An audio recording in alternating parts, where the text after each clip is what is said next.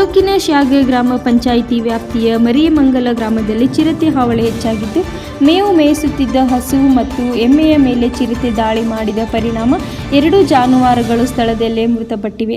ಮರಿಯಮಂಗಲ ಗ್ರಾಮದ ಸಿಂಗರಾಯ ಎಂಬುವರಿಗೆ ಸೇರಿದ ಹಸು ಮತ್ತು ಎಮ್ಮೆ ಚಿರತೆ ದಾಳಿಗೆ ಬಲಿಯಾಗಿವೆ.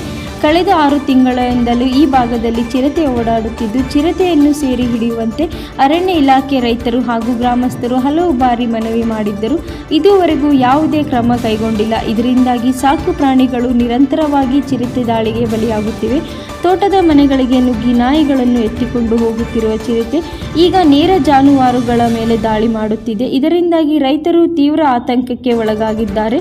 ಹೊಲಕ್ಕೆ ಹೋಗಲು, ಮಕ್ಕಳನ್ನು ಶಾಲೆಗೆ ಕಳಿಸಲು ಭಯವಾಗುತ್ತಿದೆ ಎಂದು ಗ್ರಾಮಸ್ಥರು ಅಳಲು ತೋಡಿಕೊಂಡಿದ್ದಾರೆ. ಕೂಡಲೇ ಅರಣ್ಯ ಇಲಾಖೆ ಅಧಿಕಾರಿಗಳು ಚಿರತೆ ಸೆರೆ ಹಿಡಿಯಲು ಪಂಜರ ಇಟ್ಟು ಅಗತ್ಯ ಕ್ರಮ ವಹಿಸಬೇಕು ಎಂದು ಒತ್ತಾಯಿಸಿದ್ದರು.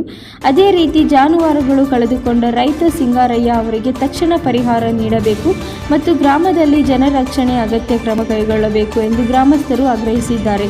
ವರದಿ ಮಹಾದೇಶ ಎಂ ಗೌಡ.